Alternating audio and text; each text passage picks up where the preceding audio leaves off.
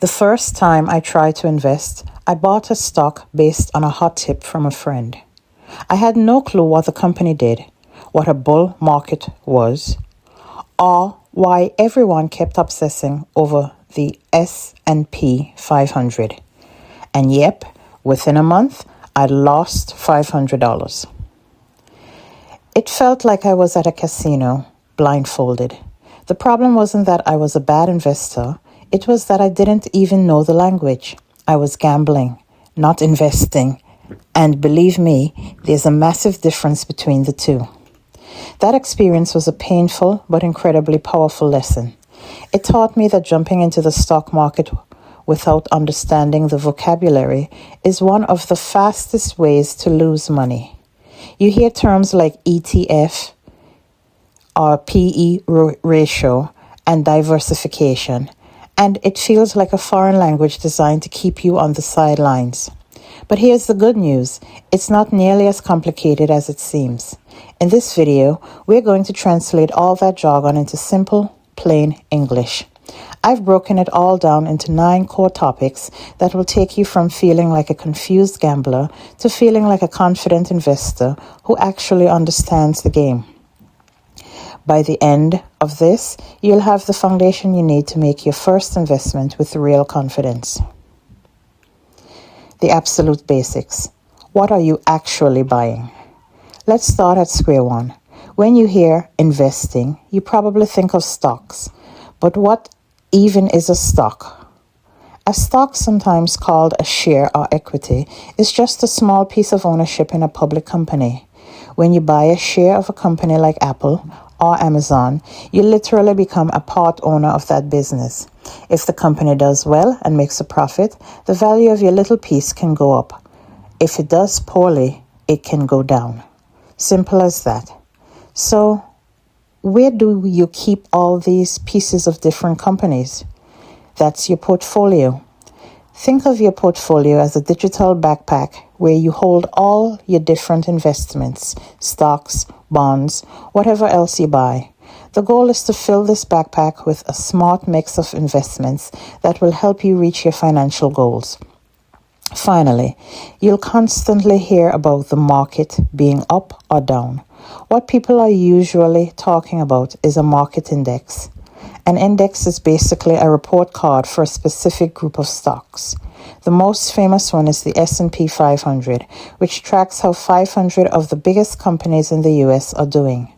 So, when you hear the S&P 500 is up 1%, it just means that, on average, America's largest companies had a pretty good day. Understanding these 3 basic terms, stock, portfolio, and index, is step 1. Trading mechanics. How does it all work? Okay, so you know you want to buy a stock. How do you actually do it? You can't just call up Tom Cook and ask for a share of Apple. Instead, you need 2 things, an exchange and a brokerage. A stock exchange, like the New York Stock Exchange, NYSE, is the giant marketplace where all the buying and selling happens. But individuals like us can't just walk in and start trading. We need a middleman, and that's where a broker comes in. A brokerage is a company like a Robinhood, Fidelity, or Charles Schwab that gives you a platform to buy and sell. You open an account, put money in, and they execute your trades on the exchange for you. When you look up a stock on your brokerage app, you'll see its ticker symbol, a unique code of letters for that company. Apple is AAPL, for instance. You'll also see 2 prices, the bid and the ask. The bid is the highest price a buyer is willing to pay for the stock right now, while the ask is the lowest price a seller is willing to accept. That tiny gap between those 2 numbers is called the spread. Knowing this helps you understand how your orders actually get filled.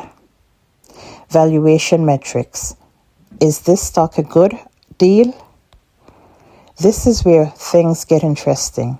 We're moving from just knowing how to buy a stock to figuring out what stock to buy. Valuation metrics are the tools that help you decide if a stock is cheap, expensive, or priced just right. First up is market capitalization, or market cap. This one's easy. It's the total value of a company.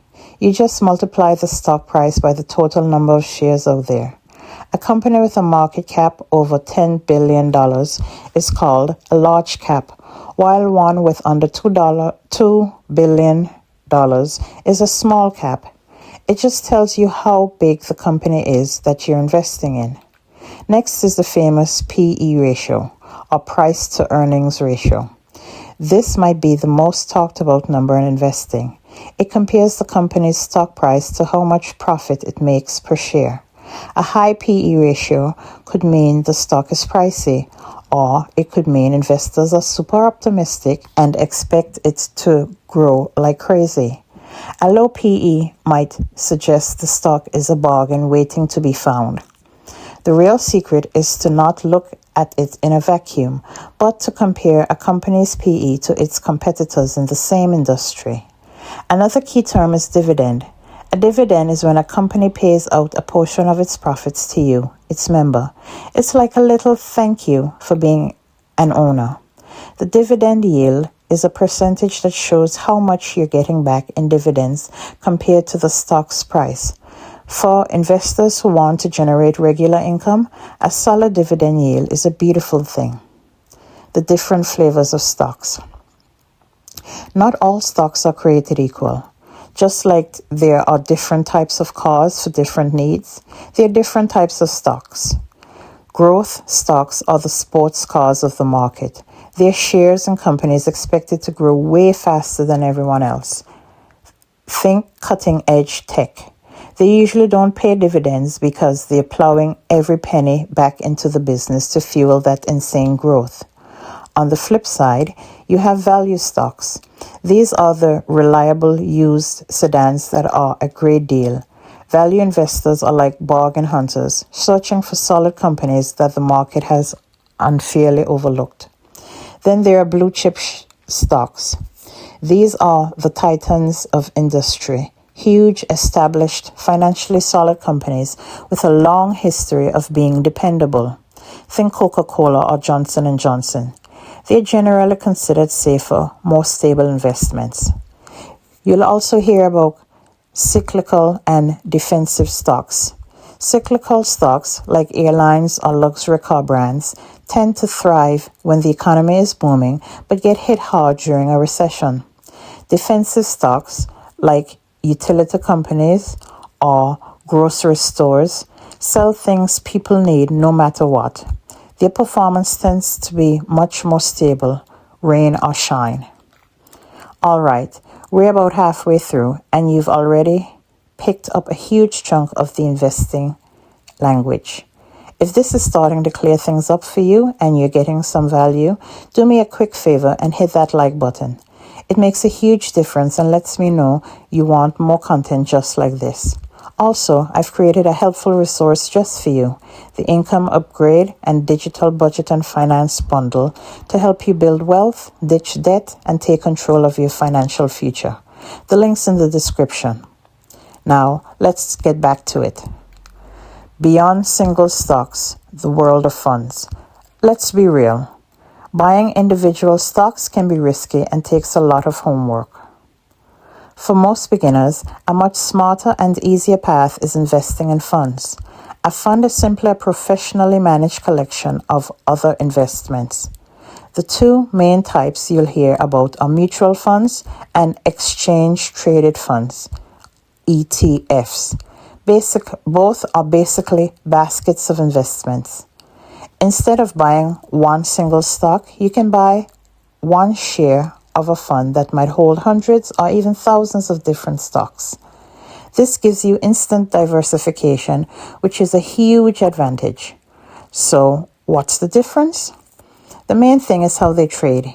ETFs trade just like stocks on an exchange, so their prices bounce around all day, and you can buy or sell them whenever the market is open. Mutual funds are different. They're priced only once per day after the market closes. As a general rule, ETFs also tend to have lower fees, which is a big win for your long-term returns. Inside these categories, you'll find index funds. And an index fund is just a special type of mutual fund, or ETF, built to automatically track a market index like the S&P 500. Instead of hiring a fancy manager to try and be the market, it just aims to be the market. This is called passive investing, and it's one of the most highly recommended and successful strategies for long-term investors. Market dynamics, understanding the market's mood. The stock market has moods, and it helps to know what they are. The two most are the bull market and the bear market. A bull market is when everything's optimistic, prices are climbing, and investor confidence is high. A bear market is the grumpy opposite, a long stretch of falling prices and general pessimism. You'll also hear about volatility. This just means how fast and how much a stock's price swings up and down. High volatility means big, dramatic price swings, which means more risk, but also the potential for more reward. A correction is a short-term drop in the market of at least 10%. Don't panic. These are totally normal and happen pretty often. A crash is a much more sudden and scary drop. While they feel awful, history has shown us time and time again that markets eventually recover from both corrections and crashes. Investing strategies, your game plan. Once you speak the language, you need a game plan. There are really two main philosophies, active and passive. Active investing is when you, or a fund manager, are constantly making moves, trying to outsmart each other and beat the market by picking winners. It requires a ton of research, time, and skill. Passive investing, on the other hand, is more of a buy and hold or set it and forget it strategy. The goal isn't to beat the market, but to simply match its performance over the long haul, usually with two low-cost index funds we talked about.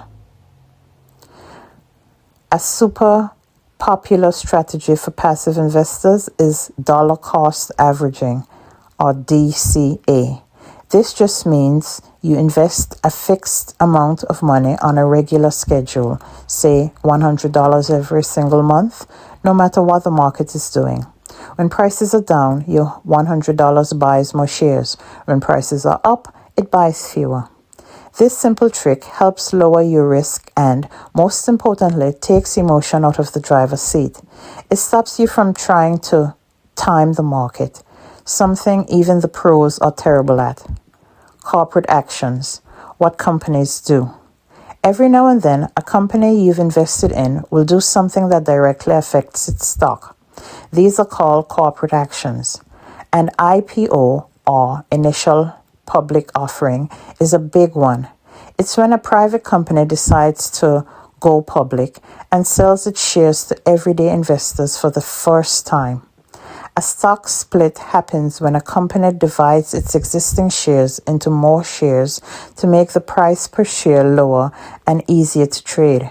For example, in a 2-for-1 split, if you had one share worth $200, you'd suddenly have two shares worth $100 each. The total value of your investment is exactly the same. You just have more slices of the same pizza.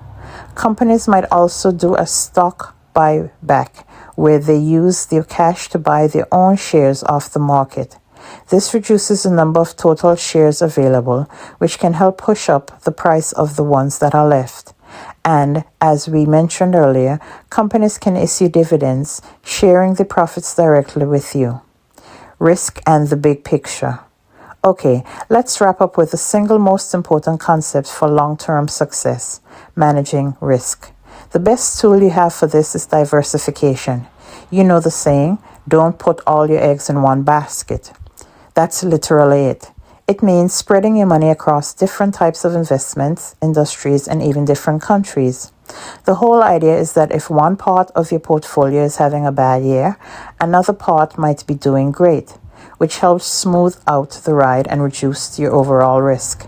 This goes hand in hand with asset allocation, which is just deciding how you want to split up your portfolio among different categories like stocks, bonds, and maybe real estate. A younger investor might put more into stocks for higher growth, while someone closer to retirement might want more in safer bonds for stability. Finally, you have to understand inflation. Inflation is the reason a candy bar that cost a quarter when you were a kid now costs $2. It's the slow, steady increase in the cost of everything, which means the cash in your wallet is slowly losing its buying power. The goal of investing isn't just to make money, it's to grow your money faster than inflation. If your money is just sitting in a savings account, it's actually losing value year after year. Investing is one of the most powerful ways to fight back and build real, lasting wealth. We have covered a ton of ground, from what a stock even is, all the way to big picture ideas like risk and diversification. My hope is that these words don't sound like a foreign language anymore. They're the building blocks of a conversation you can now actually understand and be part of. Remember that $500 I lost? It was a straight up donation to the stock market because I was playing a game without knowing the rules. You don't have to make that same mistake. By understanding these key terms, you've taken the most important step. You've gone from being a blindfolded gambler to an informed investor. And that right there is the whole game. If you got value from this video, do me a huge favor and hit that like button. It genuinely helps the channel get this info out to more people who need it. And for more simple, no hype financial videos to help you take control of your money, make sure you subscribe. Please don't forget to get the income upgrade and digital budget and finance bundle to help you build wealth, ditch debt, and take control of your financial future. The link's in the description. Finally, if you like this video, then watch the next one on your screen where I explain index funds versus ETFs versus mutual funds. Thanks for watching and start investing with confidence.